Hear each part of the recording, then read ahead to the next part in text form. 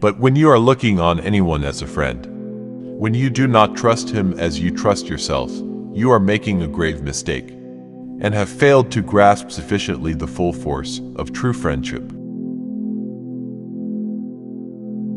As far as I am concerned, I know that I have lost not wealth but distractions. The body's needs are few. It wants to be free from cold, to banish hunger and thirst with nourishment, if we long for anything more. We are exerting ourselves to serve our vices, not our needs.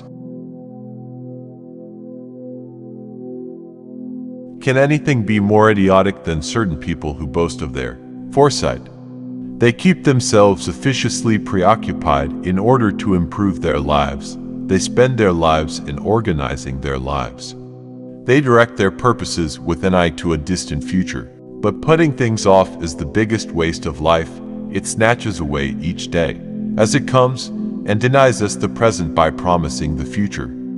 The greatest obstacle to living is expectancy, which hangs upon tomorrow and loses today. You are arranging what lies in fortune's control and abandoning what lies in yours. What are you looking at? To what goal are you straining? And this, too, affords no small occasion for anxieties if you are bent on assuming a pose and never reveal yourself to anyone frankly, in the fashion of many who live a false life that is all made up for show. For it is tortuous to be constantly watching oneself and be fearful of being caught out of our usual role. And we are never free from concern if we think that every time anyone looks at us he is always taking our measure. For many things happen that strip off our pretense against our will, and, though all this attention to self is successful, yet the life of those who live under a mask cannot be happy and without anxiety. But how much pleasure there is in simplicity that is pure, in itself unadorned, and veils no part of its character. Yet even such a life as this does run some risk of scorn, if everything lies open to everybody. For there are those who disdain whatever has become too familiar. But neither does virtue run any risk of being despised when she is brought close to the eyes, and it is better to be scorned by reason of simplicity than tortured by perpetual pretense. We must go for walks out of doors, so that the mind can be strengthened and invigorated by a clear sky and plenty of fresh air. At times it will acquire fresh energy from a journey by carriage and a change of scene, or from socializing and drinking freely. Occasionally we should even come to the point of intoxication, sinking into drink but not being totally flooded by it, for it does wash away cares, and stirs the mind to its depths, and heals sorrow just as it heals certain diseases.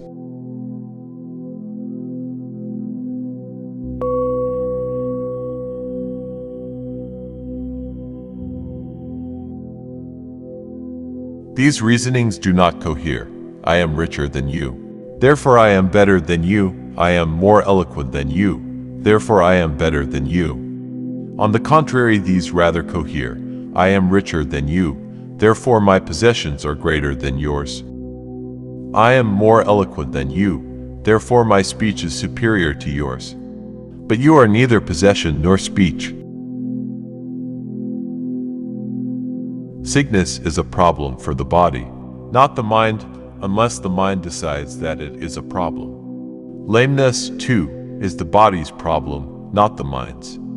Say this to yourself whatever the circumstance, and you will find without fail that the problem pertains to something else, not to you. In banquets, remember that you entertain to guests body and soul. And whatever you shall have given to the body, you soon eject. But what you shall have given to the soul, you keep always.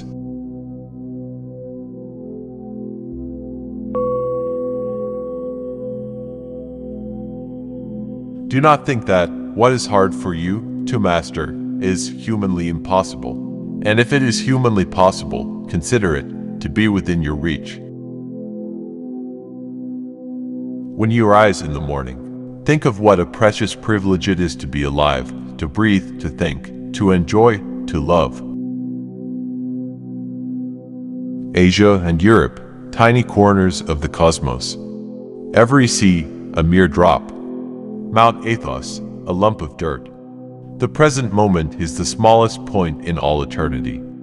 All is microscopic, changeable, disappearing. All things come from that faraway place, either originating directly from that governing part which is common to all, or else following from it as consequences.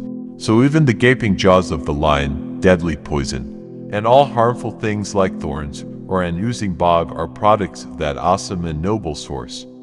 Do not imagine these things to be alien to that which you revere, but turn your reason to the source of all things,